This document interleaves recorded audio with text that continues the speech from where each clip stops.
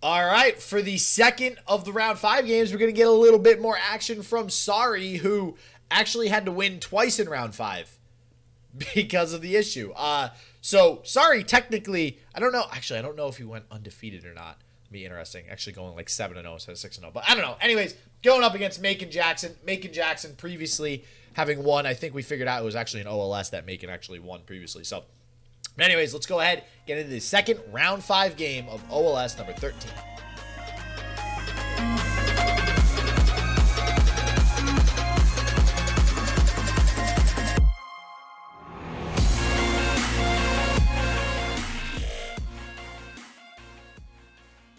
So we are getting into game 1. Let's go ahead and head on over.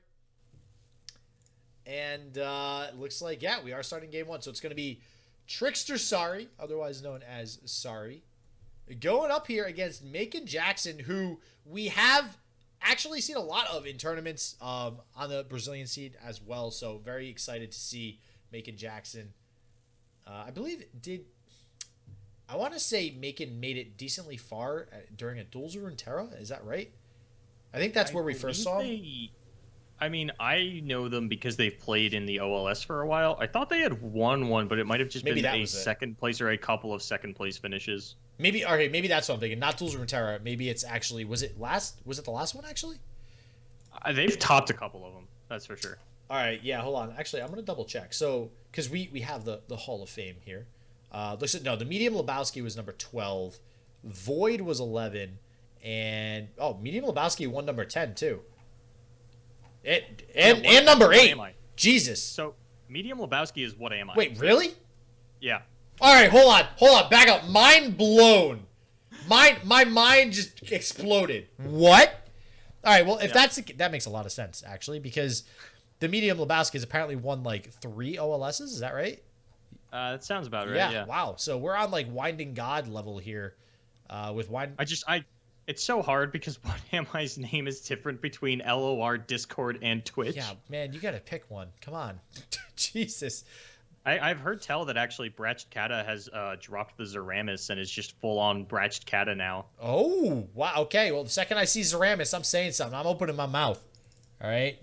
The first, for you guys in historical purposes, by the way, anybody in chat, fun fact, the winner of the very first OLS is Gratcher. I have no idea who that is. It's like the same thing with Duels of Runeterra. The very first winner of the first Duels of Runeterra, no clue. No clue where that person went. Gratcher is someone that I know from Force of Will. Oh, so you know Grat, but did they still play Legends of Runeterra? I think it's been a little bit since we've seen them, I will admit. Oh, actually, it looks like Gratcher won the first 2. Yeah. Yep. I think he's won 3 in total. I think he skipped out on 2 and then won 3 again. Yeah, he won the first one, the second one, and the fourth one. So, wow. So we actually have 2 people that have managed to win. Oh, actually, no. Gratcher won 4. Wow. All right. Well, it's been a little lonely in here, all right? Yeah, jeez. Well, that was back when OLS was a lot smaller, too. So. Oh, yeah, for sure. But getting into the game here, I mean, how do you take a tempo-oriented deck like Kid Cudi, your win condition is generally going to be invoking some Celestials, and then you take that into Field of Rush, and it is interesting. You know, we do see Triple Hush in Maykon Jackson's deck. It's been a while since I feel Triple Hush has been the mainstream. It's definitely the standard in Tamaraka, but I didn't really think that in a value-oriented deck like this, we were going to be throwing out the -1s like that. Yeah, definitely surprised to see it as well. Ruination off the top from Sari. And honestly, I mean, Ruination, decent in this matchup, especially if Maykon does decide to start to go a little bit more aggressive here. All right, so back to this Kid Cudi deck. We all know how much me and Boulevard love this Kid Cudi deck. How does Kid Cudi beat Field of Rush? Does this deck even beat Field of Rush? I feel like this deck does not beat Field of Rush. I'm hard-pressed to imagine it happening. But, I mean, when you're... The problem is, your goal is going for these big Celestials, and your opponent is just ramping into Field of Rush faster than you're going to be able to find a Great Beyond. Mm-hmm. Maybe you can try and tempo them out, but with things like Ruination and no Bastion in the deck of Maykon Jackson, that's just a potential blowout on the side of Sari, and really hasn't felt any pressure going into the later turns here. And with Ravoon being the highest cost card in Maykon's deck, you're capped out. This is as strong as your board gets until you find a bigger Celestial to throw out there, but it's nothing that's going to compete with the Trundle. Trundle, and this is one of the reasons why we are probably going to see a change to Trundle come Tuesday. Trundle just such a good blocker, such good value generator. You know, he's able to just stuff up the board, and unless your opponent has a good amount of removal, there's no way you're going to kill him with that regeneration tag. And you know, you've mentioned it a lot in the past, Boulevard, where regeneration is not on a whole lot of followers or champions, but damn does it feel like a super, super good keyword. Yeah, there's a reason that it was so limited in the early stages of Legends of Runeterra. And, I mean, Garen was something that was very difficult to deal with, and it was the only sort of mainstream card that was playing it anyway. But, I mean, you remember One Attack Braum? That guy was impossible to kill. He was kind of good, I'm not going to lie. I missed that guy. Whatever happened to that guy? He was a friendly dude. And, man, I miss Braum in general. If I could just go play Braum Swain until the end of time, I'd be so happy. Wow, and sorry even feeling comfortable enough saying, okay, I'm going to play this Avalanche, even though my Trundle is going to go down to 2. I don't even care. Ooh, the star shaping on the unit to deny the kill on the Ravoon. That's big. These are the kind of value plays that Cuddy has to go for in order to find their way into this game and try to...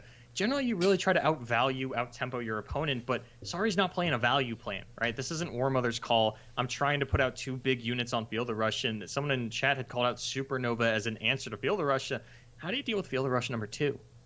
Are we just going to try to run out triple Supernova and hope that that's a realistic win condition? Okay. Because it's not. All right, listen. I am a little sick of us with these decks. Literally, like...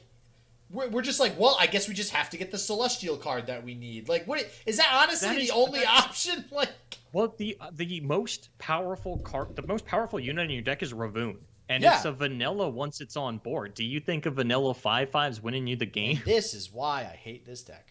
You just don't like value decks. All right, Scout Man, sit down. I'm tired of saying bad things about Kid Cudi. He doesn't deserve this slander. Why did we attach his name to a deck like this if all we were going to do was talk crap about it? Now, I want to say good things about Kid Cudi.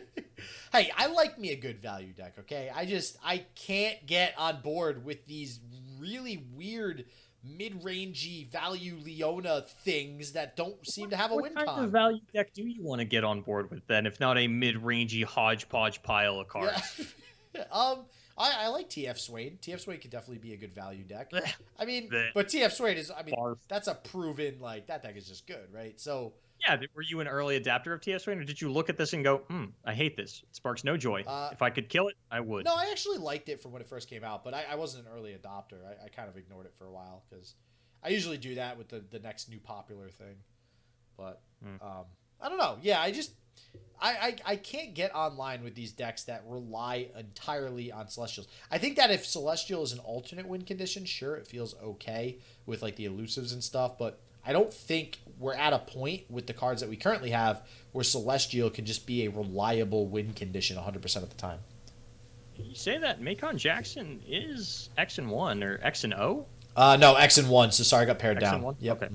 Yeah. That is, I mean, they picked up 3 wins. I'm hard pressed to imagine this deck getting banned at any point. And I do think that it's very good into aggro. But now you have finally found the Field of Rush. And, you know, it's what we were talking about earlier, just the passage unearned players not finding the Field of Rush players. The anti-aggro players find them instead. It's a crazy sort of rock, paper, scissors that these players are going through matchup-wise. Yeah, and, you know, so Maykon probably has to realize, okay, well, and here's the weird thing, right? You either have Ruination or Field of Rush. So if Maykon is worried about Field of Rush, we're going to develop and try to go for a big swing. If he doesn't, then he plays into Ruination. Or if he does develop, he plays into Ruination. So it's like you lose either way. Well, even if you develop, you play into Field of Rush. I'm grabbing 2 10-10 blockers, and we can see what we see. Yeah, and that's my point. Like, you can't win one way or the other. Here's the Field of Rush. We got the 10-10. I got to say, the animations are on point for KDA. I do love those. Worth noting, Supernova is playable this turn. Yeah, because of the effect, the cost reduction. There it is. There it is. We called it, right? This deck is amazing. It's perfect. It's great. Okay, so great. You Supernova the 2 10-10s. That's good. how do you deal with the ones that were already on board? But like, and we even have another fielder rush in hand. So this is still not looking good for Maykon Jackson. You still have 2 champions on board. You still have plenty of tools at your disposal on the side of Sorry to just close out this game. This Trundle is just going to keep getting bigger and bigger and bigger. And not only that, I mean, let's say Maykon Jackson is able to put together some sort of an offensive. We have Vengeance. We have Troll Chant. We have ways to get rid of that stuff. So you could try and Vengeance for the straight up lethal. Withering Wail would get it done if there's no response out of Maykon Jackson, and would also clean up this Mountain Scryer. But there is a fair amount that Maykon could actually have to survive this. I think Vengeance does give you a better shot at the actual lethal, but Hush would just sort of completely take a lot of this damage off the table. You know, it's not necessarily a way for Maykon to get back into this one, and Sorry is still going to float 3 mana into the following turn to try and jam Field the Rush again, but it is actually going to be the Star Shaping. Yeah, I actually don't like that at all. Like, I feel like, you mentioned Hush. Hush gets rid of that option. Star Shaping lets them live. There's just way too many outs here. There's 3 Star Shaping, 3 Hush in the deck. This never works. Like, I don't like this Vengeance whatsoever. You don't like going for lethal? Come on, I've heard you criticize players before for not just going for it. I like going for lethal within reason. I like going for lethal when you're supposed to go for lethal. You want to be reasonable. Hey, I'm a reasonable guy, okay? Not really. Let's see if Supernova number 2 has been lined up for Maykon Jackson here. It actually, oh my god. So Supernova number 2 has, but you needed Supernova number 3, baby, as here comes Feel the Rush number 2. All right, but hey, maybe he's got 3. Comet's still on the table, and then you Hush the Overwhelm unit. I'm seeing the lines here. All we needed was double Supernova and a Hush and a Comet. Are you kidding me? And we know that Maykon still has 1 Celestial in hand, or the Supernova would have been unplayable. Is it Comet?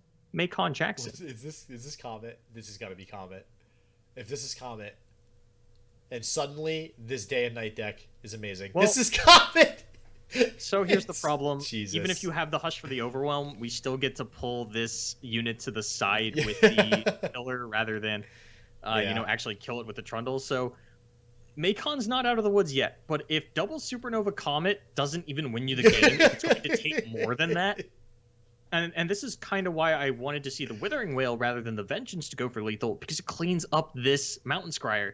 And I don't know what Maykon literally could have here. It would have to be Hush into a heal. And we see the Star Shaping to start things off. So this was kind of my argument with the Unearned Passage, right? Because there are cases, even if you're playing Unearned Passage, where you finally get it off, and then your opponent with the Field of Rush deck just plays another one, which is what we're seeing here with all these Obliterates. And yeah, this is... does not find the Hush necessary to survive the turn. And yeah, I mean, Maykon felt kind of close to getting it done, because if you remove that Trundle, there are no threats left in Sari's deck. Man, that is... I mean, yeah, I guess at that point you're just out of options, right? I mean, it's possible that Sari still would have been able to pick up the win because he had a lot of Tavern Keepers in hand, and if you did go for the Hush into some kind of removal, you're still only living at 1. I don't think it would have been unreasonable for Sari to eventually find an Atrocity lethal, especially when you are down that much healing, but you have to feel like Maykon felt like they were pretty close, and we're actually seeing Sari rearrange the emote wheel. Because, ladies and gentlemen, this is what is important in tournament matchups. Okay, hold on. How do you feel about having Shen and Vladimir in the same emote wheel when they essentially do the same thing? No, that's against the law in this game. I'm not. Oh, Sari's doing it. Yeah, I'm questioning that emote decision. I'm not very impressed with Sari's emote game right now. I do think he has to go back to the drawing board and reevaluate this lineup of emotes, and it really could affect the gameplay here coming up into game 2. If the wrong emote is played, who knows what could happen in this game. Sometimes you just say things. My pre-recorded response really doesn't make any sense coming after whatever you just said, and my brain kind of freezes out a little bit. So here we are going to get to see your favorite value deck, the Twisted Fate Swain, up against your least favorite value deck, Kid Cudi. Hold on. This is a very good thing in chat, though. We need to bring this to the TO. So I will get a response, ladies and gentlemen, from the TO on whether or not this is allowed. And that is, is sideboarding of the emotes allowed in between games? Sorry, literally just did it. I know. Well, that might be a DQ. I'm just saying. So let's go ahead. I'm going to bring it over to the TO. See if this is acceptable here. And I'll get back there's with no everybody. point in DQing Sorry. We know that he's not checking Discord mid-match. He's going to finish the game whether or not you DQ him. So, yeah, I know, right?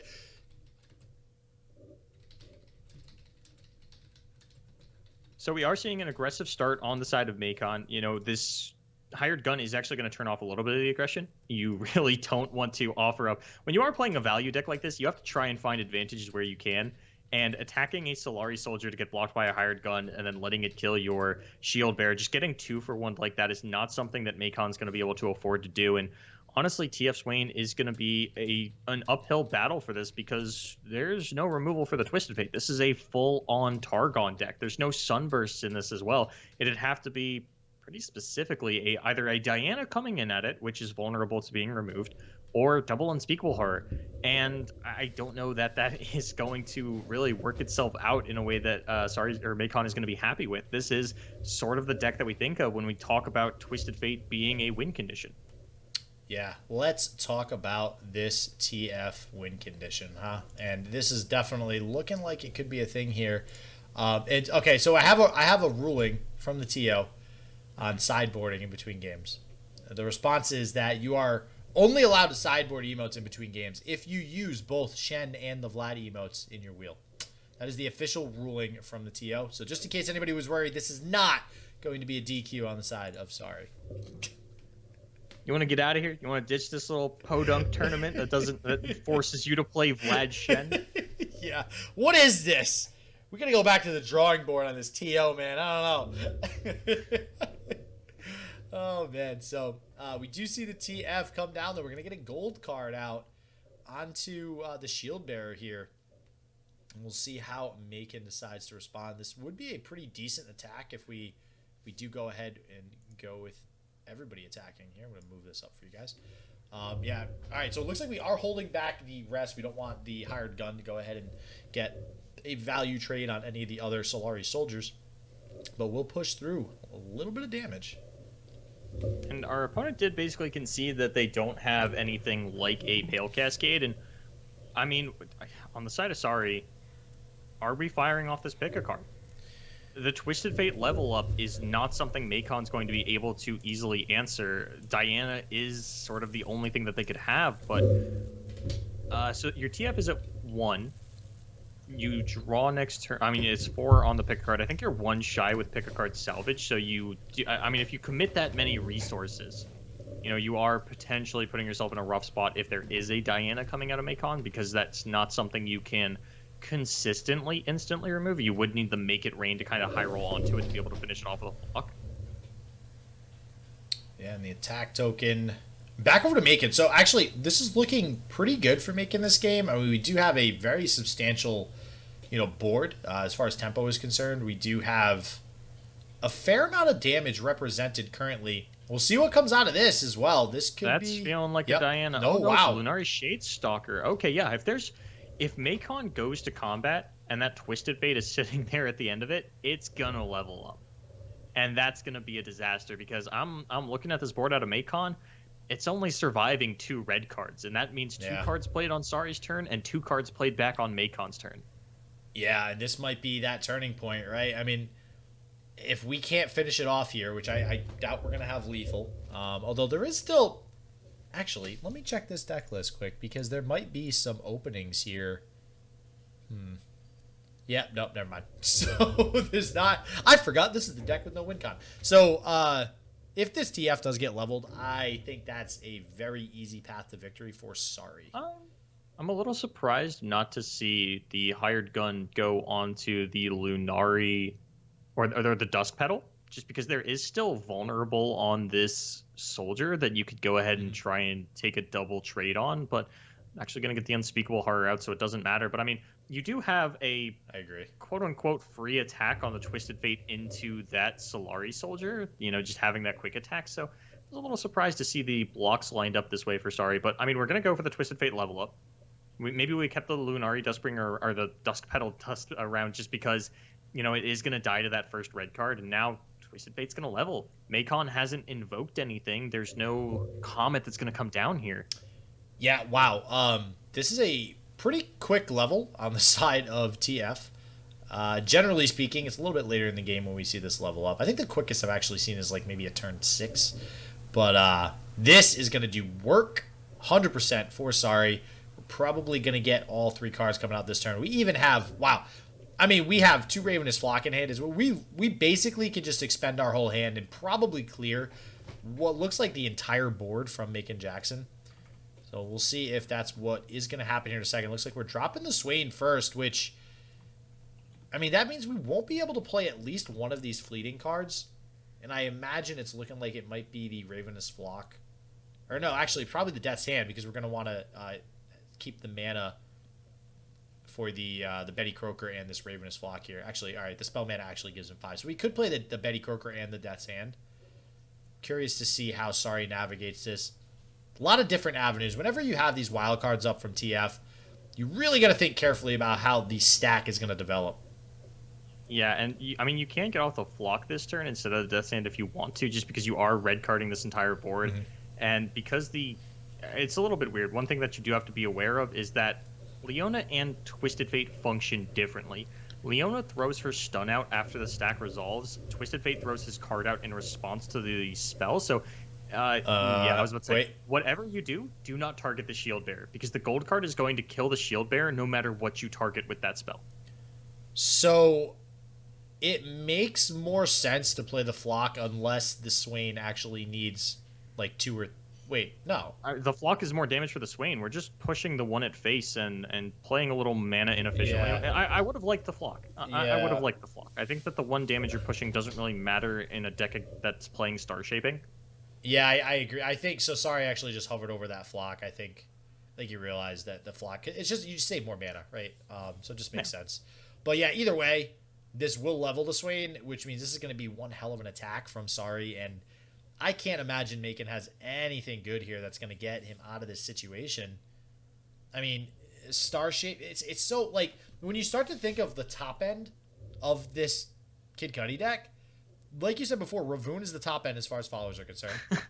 Then you have Star Shaping. My parents, I know Sorry was saying that they're tired. They need to go to bed. I never like to assume that a player is tired, but when they are coming into chat and telling when they just say they are, I think to their friends about it in chat. I have no choice but to go along with it. Confirmed tired. So yeah, this is going to be a lot of damage, and like I was saying, so Ravoon is the top end of the followers. Really, the most work we're going to get done with spells is we have, okay, there's a Pale Cascade, but Star Shaping. Everything else is very minor. Unspeakable Horror, Pale Cascade, you might be able to trade with the unit with the Pale Cascade, but it's just not going to do the job. And it feels really bad when it comes down to situations like this, because this is where I think you really start to see this Kid Cudi deck falter and where its weaknesses are, and it just doesn't. It's just not a good deck, man. It feels very polarized on its matchups. Man. And it doesn't feel particularly strong into the higher curve of the meta. Mm-hmm. Against aggro, I think it's got a lot of great tools. I think it can find a lot of value there. But Sorry's lineup is not what you wanted to be bringing something like this into. No, not at all. And yeah, I do agree. I mean, it has a good aggro matchup. But beyond that, I think that's really all you target with this deck, right, is aggro. And I don't think that's enough of a reason to actually bring this deck into your lineup, unfortunately. So we'll see if... I have to agree, because if you are going in trying to target out aggro, I gotta feel like there are better ways to commit your Shadow Isle. Oh, yeah, 100%. Shadow Isle... The amount of removal options alone that Shadow Isles has is ridiculous. And, like, all right, hold on. You're saying commit Shadow Isles, too? Can we just... This deck runs 3 Unspeakable Horror. Which is necessary to get that Diana level up. No, yeah, I like it's just, yeah, I agree with you 100%. It just doesn't make sense to blow your Shadow Isles on this particular deck, but alas, that is what it has come to, and it doesn't seem to, unfortunately, be working out for Maykon Jackson. Oh, and Sorry can do whatever they want this turn, unless it was a I don't even think Supernova does it. I don't think Maykon has another Celestial to behold for something like that. Yeah, there's the Hush. Ooh, Warrior coming. Okay, so I mean, Warrior is good, but okay. But Sentry. Like, just so many options. And not only that, we do have 3 flocks. We have the Make It Rain as well, although we probably honestly want to save the Make It Rain for maybe a proc on the Riptide Rex to get the plunder effect off, especially since now there are only 3 targets on the field. I imagine that's what we're heading into here. Not like we couldn't finish the game without the Riptide Rex, it looks like, but I imagine we open with Make It Rain, followed by Riptide. And the worst part is you love to have odd health units when you're going into a Riptide because, you know, you just really like to have those things kind of soak up a little bit more damage than they should. But not only is a Make It Rain going to be what softens this up, but there's a red card that comes out in response to the Riptide Rex in that regard. Yeah, here's the Make It Rain. Yeah, sure, why not throw a blue card onto the stack, give us another card, because God knows we need that right about now. And looks like this is not really going to get a response here, so this will proc the plunder, and Riptide is inevitably going to come down, it looks like, end the game as well. So I do see, yeah, in chat, this is looking like it's going to be the last game here, which is going to be a 2-0 on the side of Sorry. So with that said, that means we're going in round 6, so which should start almost immediately after this round. Yeah, I'm kind of curious to know if we're actually just going to throw out some flocks to clear up a little bit more of the board and really streamline the direction that this Riptide Rex is going to go. I don't think it's necessary because as long as Riptide gets a little bit of face damage in, he's stunning out the board in conjunction with the Swain anyway. And then any flock you throw, yeah, just going to go ahead and take one of these targets off the board. You don't want to see Rex all in on one unit. So maybe we are going to throw out the Rex, and yeah, it's just going to be the Rex in the red card. And, you know, it does take up stack space. There's not a lot of fast spells in Maykon's deck, but you'd only be able to get out one of them. Let's see what this is. Like, this game, we're in, I think we've been in limbo for a little while. I'm just going to throw that out there. Once Twisted Fate levels against the Targon deck, it's pretty hard for the Targon deck to come back into that. I mean, the whole reason that the Twisted Fate leveled is because you don't have any removal for it. And now you still don't have any removal for it, and it's a little bit bigger. But wait, we play Shadow Owls. Oh, that's right. We only play Unspeakable Horror. Never mind. There's no removal. Yeah, this is... And this isn't lethal through Star Shaping. Come on. Delay in the... Well, all right, we have Noxian Forever. So... Oh, wait. Oh, we only have 2 mana. Never mind. I love watching you go through this roller coaster. Dude, I do it so often because I just go all in. I'm like, yeah, that card wins the game. Never mind. It doesn't. We were close. Sorry's in chat, so at least we know the matches are yeah. So... Great Beyond, but we got Noxian Fervor. We have... Yep, there's this hand. There is... Make It Rain. I mean, we have... And now, yeah, even if you did manage to have this live, you know, the gold card does get to come out in combat and stun this out. See? Again, relying on the random elusive Celestial to win the game. This is what this deck does, and I just don't think that's... Also, the Swain is going to stun this when the red card is also... There's just... And why not silence it? Why not? Because why not? And it looks like we do have Sorry... Gonna go ahead and take home game 2 here versus Maykon Jackson in round 5, which means Sorry is gonna go ahead and advance to be undefeated in OLS number 13 here, heading into round 6, which means we pretty much Sorry's guaranteed a spot in the top 8. Question is, who else is gonna join Sorry? All right, Sorry gonna get the W there. Gonna go ahead and advance to 5-0. We'll see if Sorry can keep the undefeated streak going. But as always, everybody, stay healthy, stay positive. I hope shit just works for you, and peace out.